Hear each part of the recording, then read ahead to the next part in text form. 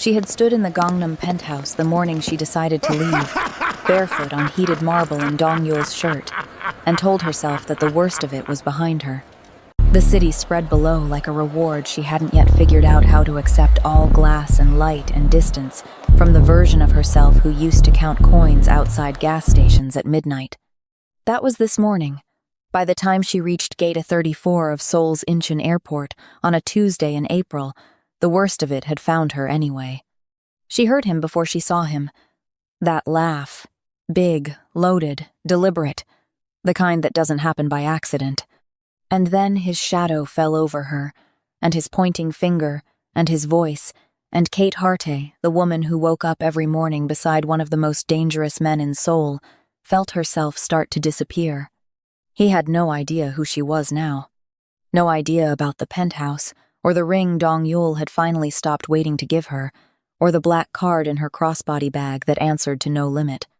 No idea about the two men in perfectly cut black suits who had just entered the terminal behind him, or the man leading them, whose name made boardrooms go quiet, and whose tattoos mapped a decade of Seoul's underworld across his hands and throat. Anthony Reed still believed Kate Harte was nothing. That was the last thing he would ever be certain of. Before we start, go ahead and subscribe, like, and share where you're watching from. It always warms my heart to see our little storytelling family stretch across the world.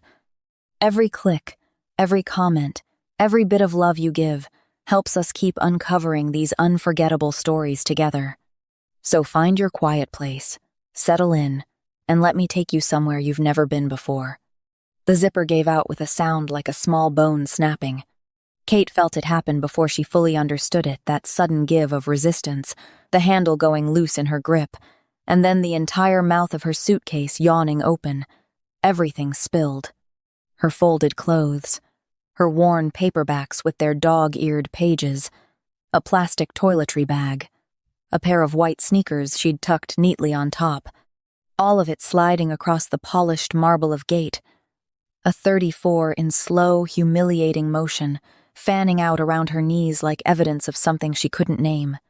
For one suspended second, the noise of the terminal continued around her, the distant chime of departure announcements, the rumble of rolling luggage, the low murmur of 100 conversations going nowhere, and Kate just knelt there, staring at her scattered belongings, willing herself not to feel what she was already feeling. Get up. Just get up and pick it up. Nobody is watching. She reached for the nearest item, a folded gray cardigan, and that was when she heard it. A laugh. Not a laugh of surprise. Not the brief, polite noise people make when something awkward happens near them. This was a laugh that had been loaded, aimed, and fired. The kind designed to carry. Oh, this is too good. The voice reached her before the shadow did. And then both arrived at once, that familiar drawl she had spent 2 years trying to scrub from her memory, and the large shape of a man planting himself directly above her, feet wide, posture loose with the arrogance of someone who had never once questioned whether he had the right to take up space. Kate looked up slowly. Anthony Reed. He looked exactly the same. That was the cruelest part. He stood over her in a silk shirt, loud, patterned, unbuttoned halfway down his chest, blue and gold and white, like a man who had assembled himself from a catalog of things that announced wealth without requiring taste. Heavy gold chains, sunglasses pushed up on his face even indoors, blue jeans pressed to a crease, a brown leather duffel hanging from one hand, swinging slightly, casually, like a prop in a performance he was already thoroughly enjoying. He pointed. That finger extended, aimed directly at her, made something in Kate's chest go very cold. Kate Harte, he said her name like a punchline. On the floor, in an airport, with all her stuff spread out like a yard sale. He shook his head, the grin on his face widening. Some things never change. She opened her mouth. Nothing came out. Still rocking the hoodie, I see. He gestured at her gray zip-up with a lazy wave of his hand. Still doing the whole struggling artist, broke girl aesthetic. He clicked his tongue. Sad, honestly, really sad. Kate's fingers tightened around the cardigan. She was aware suddenly, acutely, painfully of the people around her. The family 2 gates down whose attention had shifted. The young couple who had slowed their walk. The businessman who had looked up from his phone. The small, growing radius of strangers now watching, unable to look away. Anthony noticed them too, and that was when it got worse. Because Anthony Reed had always been at his most dangerous when he had an audience. He turned slightly, just enough to acknowledge the onlookers without addressing them directly, a performer adjusting to his stage. Then he looked back down at Kate, and his voice shifted, pitched louder now, carrying with a clarity that had nothing accidental about it. "You know what's wild?" he said, shaking his head like a man sharing something genuinely sad with the world. "I used to support this woman, paid her rent, covered her bills, put food in her fridge." He paused, letting that land, and she still couldn't get it together. A murmur somewhere behind her, someone shifting their weight. "I'm talking bank account in the single digits." He laughed again, softer this time, more theatrical, the laugh of a man performing generosity by sharing a cautionary tale. "I had to let her go. What was I supposed to do? Drown with her?" He spread his hands. "Sometimes you gotta save yourself." Kate was still on her knees. She should stand. She knew she should stand. There was a voice somewhere deep inside her, a newer voice, the one that had been carefully built over the past 2 years, the one that had learned to say you are allowed to take up space. You are allowed to be seen. You are not what he told you you were, and that voice was screaming at her to get up. But her body wasn't moving, because the other voice was louder right now, the older one. The one that had been living inside her since the night he left, since she'd sat in her car in the dark outside a gas station, counting coins to see if she could afford to fill the tank, crying so hard she couldn't see the dashboard. That voice didn't say words exactly. It just made her small. It pressed her toward the floor and told her that this here, kneeling, surrounded by her scattered things while he stood over her laughing, was what she actually was. Her hand found the hem of her hoodie and gripped it. It was a habit she'd never broken, something to hold when the world became too loud. Anthony was still talking. She could hear him through water, the words arriving muffled, but the shape of them still clear enough to hurt. Always told her, get a plan, get a skill, get something, but she wanted to rely on me, and I'm sorry, I am not built for that. Someone in the small crowd laughed. Brief, uncomfortable, but it happened. And that sound, that small, borrowed cruelty from a stranger who didn't know her, who owed her nothing, who had simply decided in this moment to side with the man who was louder, landed somewhere in Kate's chest, like a stone dropping into still water. She felt herself shrinking. 2 years. 2 years of rebuilding. 2 years of therapy sessions and early mornings and learning to stop apologizing for existing. 2 years of Dong Yul's steady, quiet presence, his hand at the small of her back, his voice in the dark saying, "You are the most extraordinary thing I have ever decided to keep," and, in a matter of seconds, Anthony Reed had reached back across time and found the exact shape of the girl she used to be.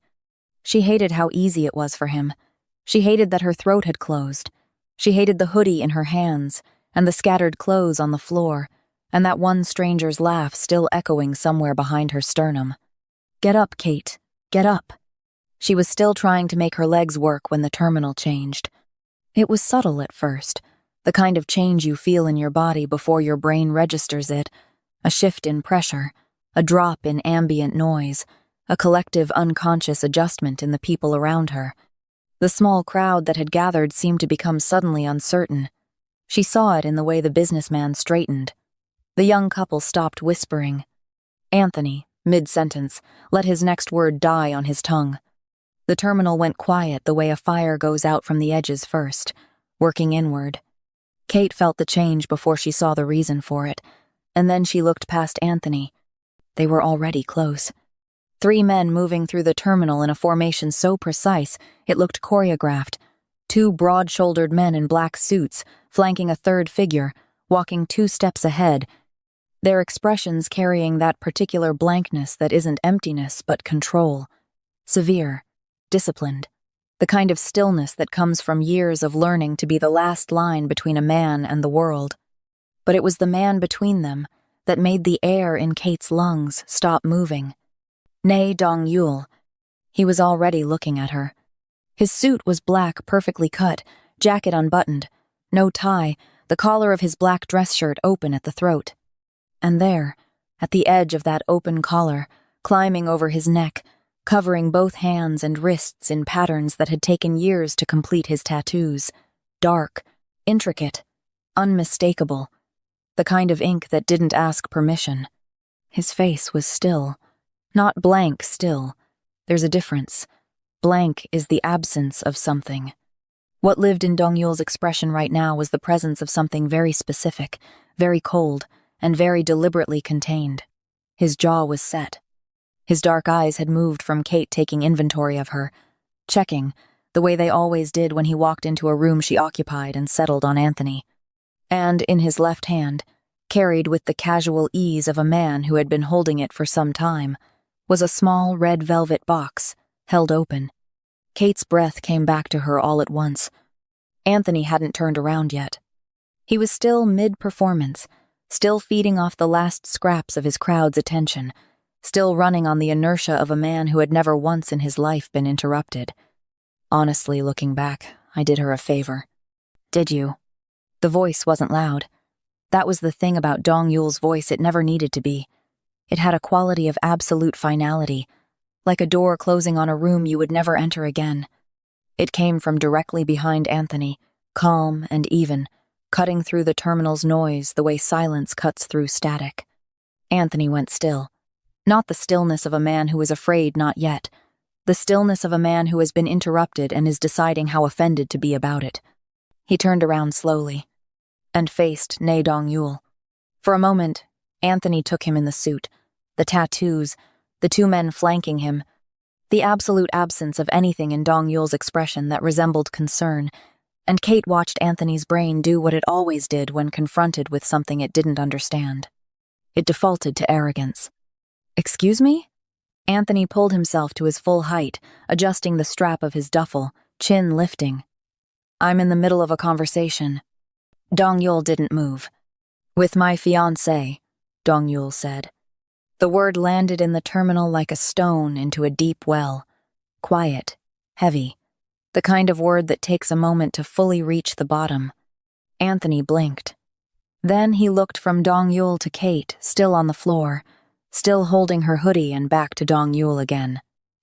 Something crossed his face that Kate recognized. She had seen it in small moments over the years, in arguments he hadn't anticipated losing, in rooms where he'd walked in expecting deference and found none. The very first flicker of recalculation. But Anthony Reed had never learned the difference between being unafraid and being safe, and so instead of stepping back, he stepped forward. Her fiancé. He said it with a short, disbelieving laugh, a performance of composure that wasn't quite landing the way he needed it to. Right. Okay. His eyes moved across Dong Yul again, slower this time, landing on the tattoos with the particular look of a man deciding he has found a weakness. "Look, man, I don't know who you are, but—" "I know," Dong Yul said. Simple, quiet, absolute. Two words that rearranged the entire architecture of the conversation. Anthony opened his mouth again, closed it. Something in the certainty of those two words had gotten through, just barely, to whatever animal instinct lived underneath his bluster. His jaw tightened.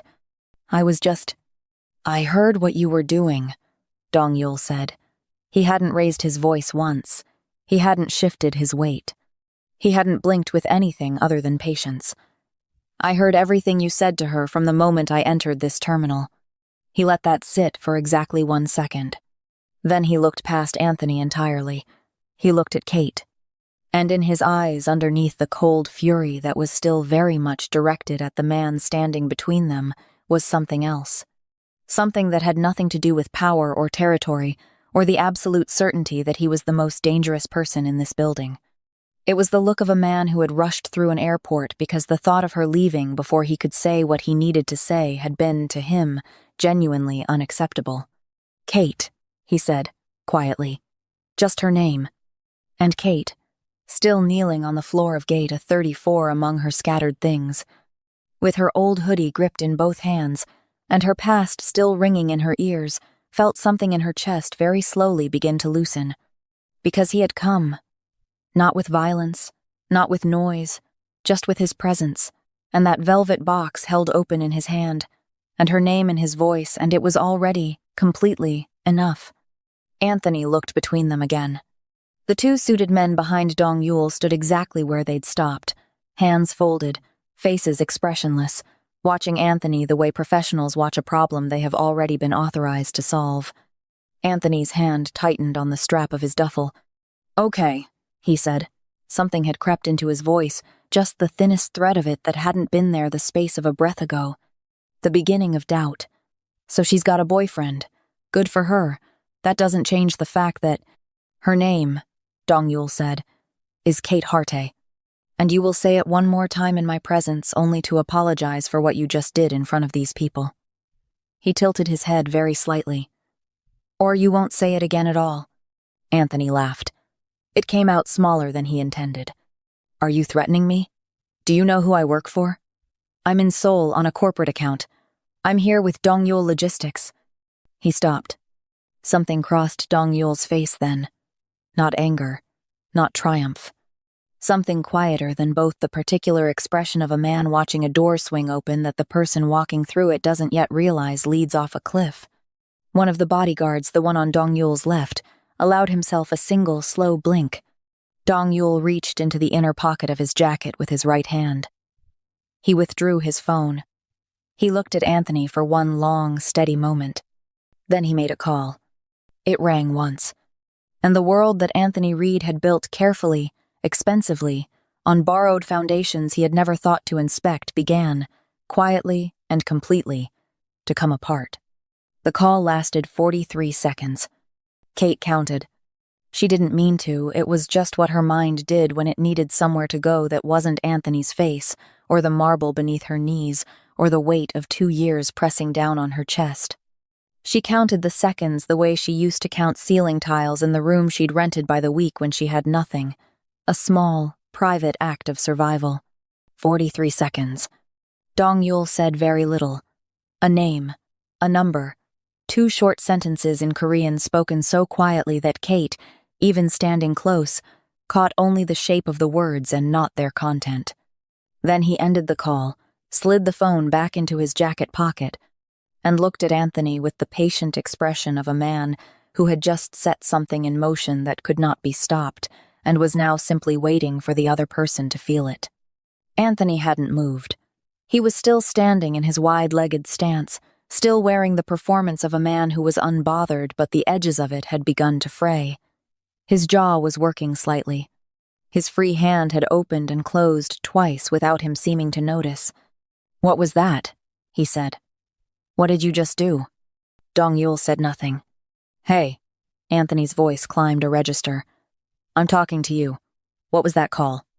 The answer came from Anthony's own pocket. His phone buzzed. He looked down at it, a reflex, the way people always look at their phones, expecting nothing, and Kate watched his face as he read whatever was on the screen. She watched the small muscles around his eyes tighten. She watched him swipe, tap, swipe again, faster now, the practiced scroll of a man checking things he had never had reason to worry about before. His face changed, not all at once, in layers, the way ice cracks first the surface, then deeper, then all the way through. The performance of ease slid off him like something that had never been properly attached to begin with.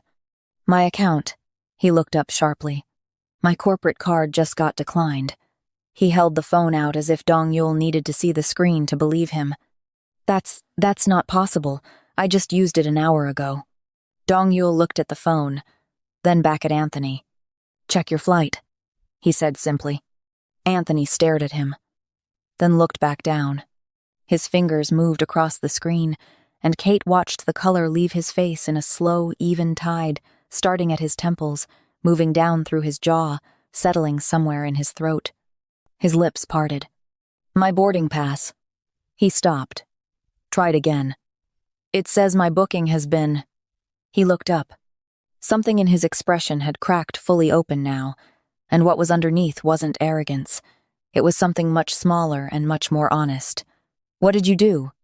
Your visa status, Dong Yule said, with the unhurried tone of a man reading items from a list, has been flagged for administrative review. Your corporate travel account has been suspended pending an internal audit. Your return flight has been cancelled. He paused. The logistics company you work for, the one funding your Seoul trip, your hotel, your business meetings this week is called Hanaeul Freight Solutions. They operate out of the third floor of a building in Mapo-gu. Another pause. Smaller. More precise. I own that building. I have owned it for 6 years. The company on the third floor answers, through 3 subsidiaries, to me. The silence that followed was different from all the silences that had come before it. This one had weight. Anthony's mouth opened. He closed it, opened it again. The duffel strap slid from his fingers and the bag dropped to the floor beside him, but he didn't look down. He was staring at Dong Yule with the particular expression of a man whose entire map of the world has just been redrawn while he was standing on it. He stopped. Tried again. You're Dong Yule. Nae Dong-Yul. Yes, Dong Yule said.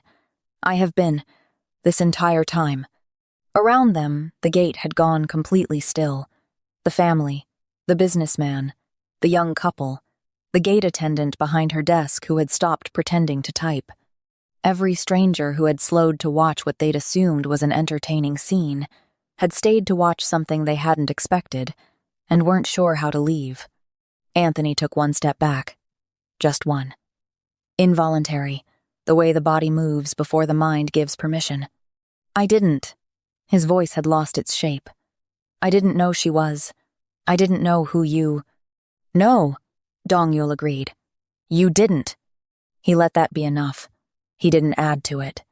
He didn't twist the knife, or raise his voice, or give Anthony the confrontation that part of him was probably still hoping for, because a confrontation would have given Anthony something to push against. Some role to play, some dignity to perform. Dong Yule gave him nothing. Not anger, not contempt. Just the quiet, total confirmation that everything Anthony had built his morning on his arrogance, his borrowed money, his borrowed wings, had been borrowed from the wrong man entirely. And then Dong Yule turned away from him. Completely. Deliberately. The way you turn away from something that no longer requires your attention. He turned to Kate. She was still on the floor.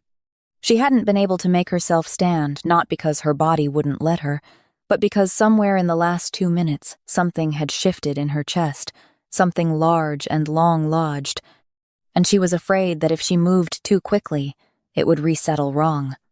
Dong Yule crossed the distance between them in 4 steps. He stopped in front of her. Looked down at her, not the way Anthony had looked down at her, not with that wide, pointed, laughing stance, but the way he always looked at her. Like she was the fixed point, like everything else in the room was peripheral. He lowered himself to one knee, right there, on the polished marble floor of Gate A34, among her scattered clothes and dog-eared books and the worn white sneakers that had tumbled loose from her bag. Nae Dong-Yul knelt down until he was level with her. He held the velvet box open between them. Kate looked at the ring. She had spent months learning to stop holding Dong Yul's world at arm's length, afraid that touching what was being offered would somehow make it disappear. She had never asked him about a proposal. She had never let herself imagine this. The diamond caught the terminal light and scattered it. Extraordinary. Not loud, not the ostentatious kind of stone Anthony would have chosen for someone he was trying to impress. This had been selected by a person who had paid close, careful attention to the human being he was selecting it for. Simple in its setting. Extraordinary in its clarity. The kind of ring that didn't say, "Look what I can afford."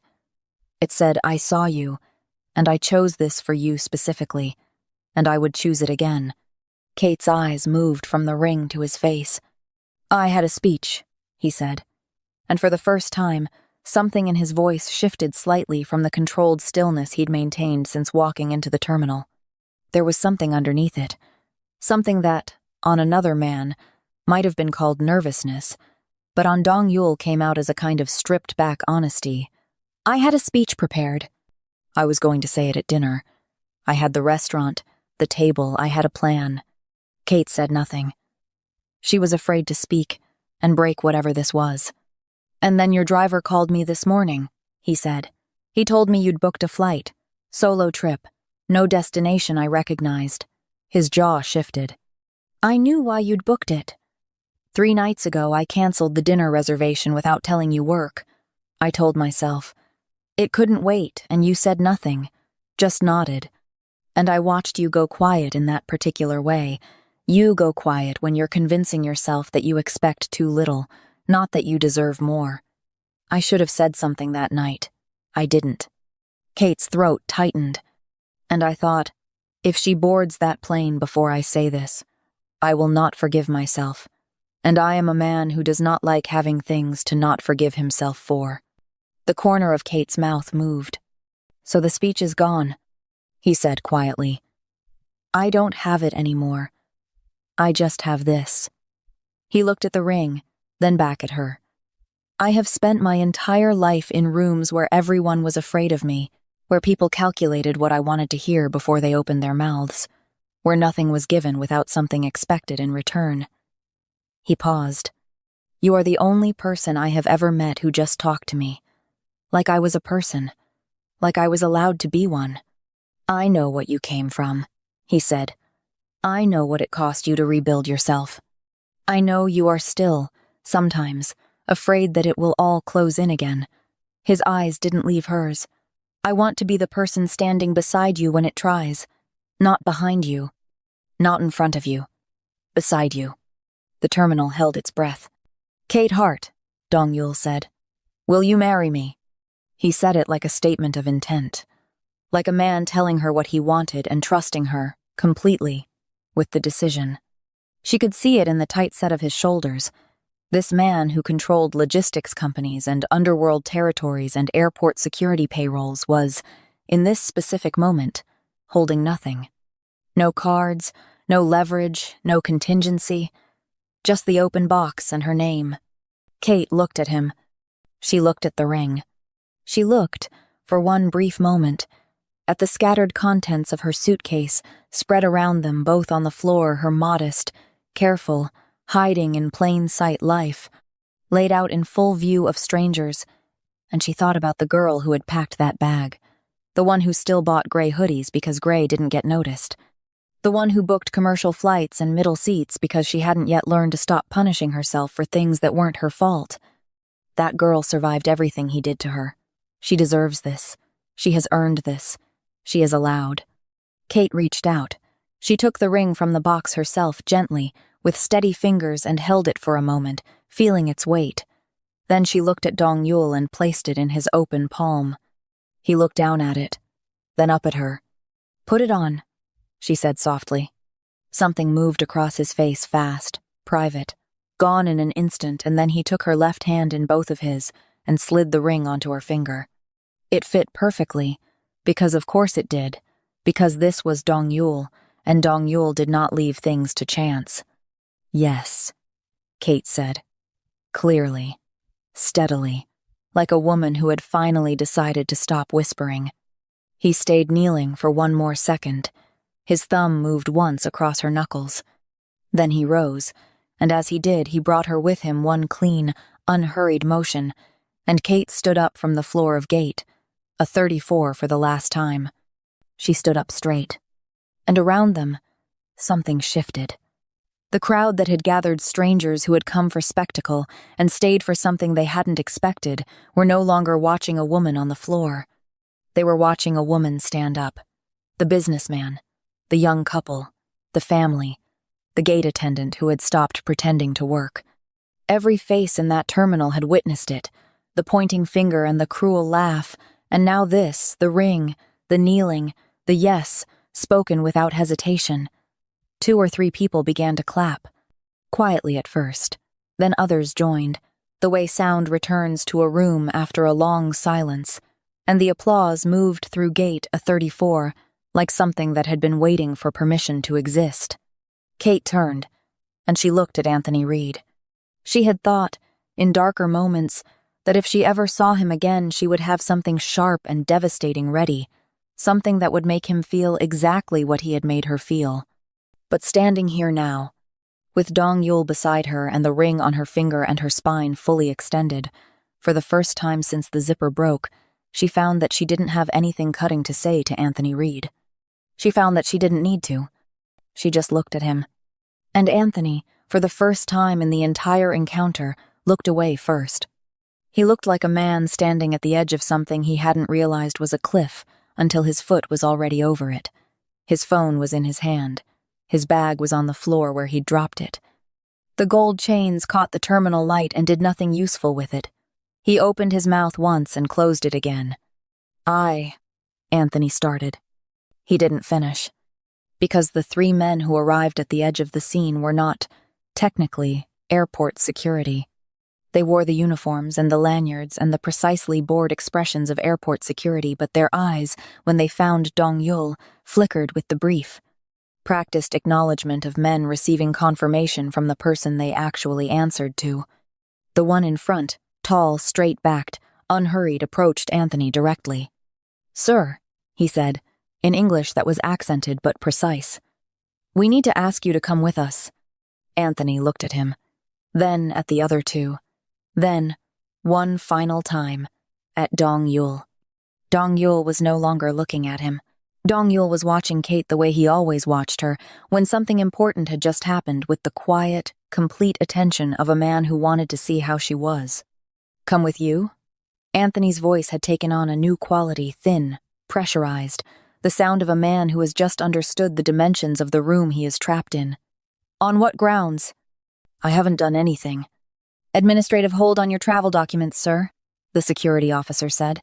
"Standard procedure. It won't take long." His tone was perfectly, professionally neutral. It was the tone of a man who knew exactly how long it would take and what the outcome would be. "I work for Hanul." "Yes, sir. We're aware." "Then you know I have." "Sir." The officer gestured toward the corridor. "Please." Anthony looked at his phone one more time. At the frozen accounts, and the cancelled flight, and the flagged visa at the digital architecture of a life that had looked solid 20 minutes ago, and now had the structural integrity of wet paper. He looked at the gate behind them that held his name on no boarding list anywhere in the airport, and something in him finally, fully understood. He reached down, picked up the bag he'd dropped, and walked. He didn't shout. He didn't make a scene. The thing about men like Anthony, Kate had learned, was that their performances required an audience at least partially on their side. Without that, he was just a man in a loud shirt being escorted quietly out of a terminal. She watched him go. She didn't feel triumph exactly. It wasn't the hot, satisfying rush she had sometimes imagined. It was something quieter than that. Something that felt less like winning and more like release. Like a pressure she had been holding in her body for 2 years, slowly, finally exhaling. She let out a long breath. Dong Yule, beside her, said nothing. He simply placed a hand lightly, without demand, at the small of her back. Present. Steady. Not trying to redirect her or manage what she was feeling.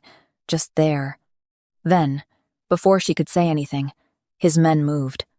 Both bodyguards crouched down with the quiet efficiency of people to whom useful action came as naturally as breathing, and began to collect her things, carefully, without being asked. The worn cardigan, folded. The sneakers, paired neatly. The paperbacks, stacked with their spines aligned. The plastic toiletry bag, zipped. They worked without comment, just doing it, because it was the thing that needed to be done, the way everything in Dong Yule's orbit seemed to function. When they were finished, they rose, handed Kate's suitcase to the one on the left, and fell back into their positions without a word. Kate watched them for a moment. Then she reached into her crossbody bag.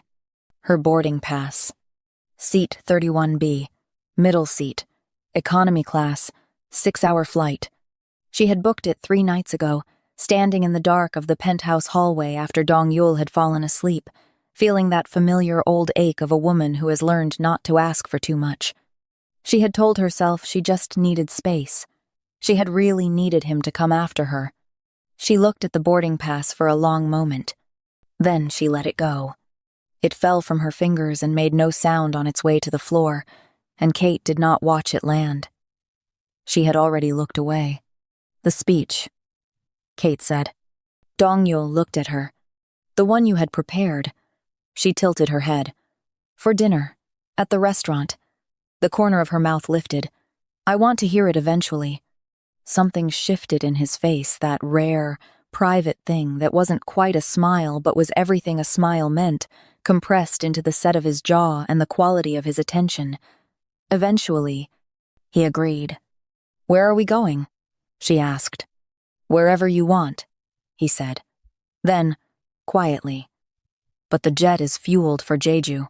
Kate considered that. The island. The coast. A hotel where no one would know her name unless she chose to share it. And a man beside her, who had come through an airport terminal with a ring box and 3 weeks of unspoken words, because the thought of her boarding a plane without an answer had been, to him, genuinely unbearable. "Okay," she said. The bodyguard on the left presented her suitcase, repacked and zippered closed with a small cable tie threaded through the broken zipper pull. Neat, functional, taken care of. Kate took the handle. Dong Yule didn't take it from her. She noticed that. He walked beside her, not ahead of her, and he matched her pace.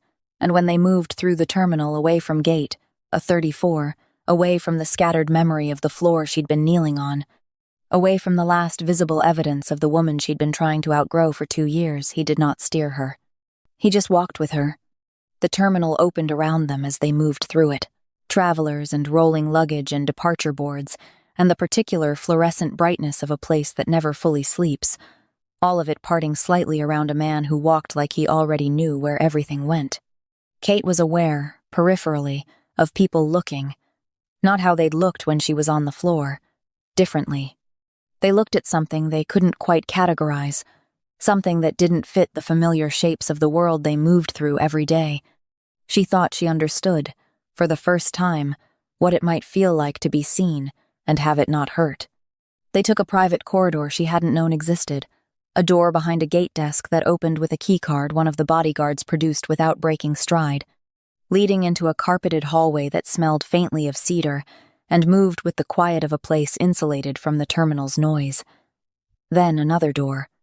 Then a private lounge, low lit, with wide windows overlooking the tarmac. And there, on a strip of private tarmac separated from the commercial gates by a low concrete barrier, a jet. Black and white, with a small stylized Hanja character near the tail that Kate recognized now as the first character of Dong Yul's family name. The boarding steps were already lowered, as if her arrival here had been anticipated even before she had agreed to it. She stopped walking. She looked at it for a moment. The clean lines of it. The small amber lights along the fuselage catching the early morning sky. She had taken commercial flights her entire adult life. Middle seats. Overhead bins. The particular intimacy of being pressed against a stranger for 6 hours while pretending you weren't. She had always told herself it was fine. It was practical. It was what people did. She thought about the girl who had packed this suitcase this morning in the penthouse she still sometimes forgot she lived in, and she thought, she did the work. She earned the right to stop minimizing herself. Kate looked at Dong Yule. He was watching her with the patience of a man who understood that some moments needed to be felt completely before being moved through. "You really did just drop everything and come to the airport," she said. "Yes. Because of a canceled dinner reservation. Because I watched you go quiet," he said.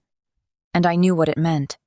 And I was not willing to let you board a plane still believing you expect too little." He paused. "I brought the ring because I had been carrying it for 3 weeks and I was tired of carrying it." Kate looked at him. Something warm moved through her chest, steady, unhurried, not the panicked warmth of relief, but the deeper kind, the kind that knows it isn't going anywhere. "Gate a 34 chose me," he said. "I would have preferred the restaurant." Kate laughed. It came out before she could decide whether to let it bright and sudden and completely genuine, the kind of laugh that surprises you by arriving. Dong Yule looked at it with the expression of a man filing something away carefully to return to later. "Come on," Kate said. She walked toward the steps.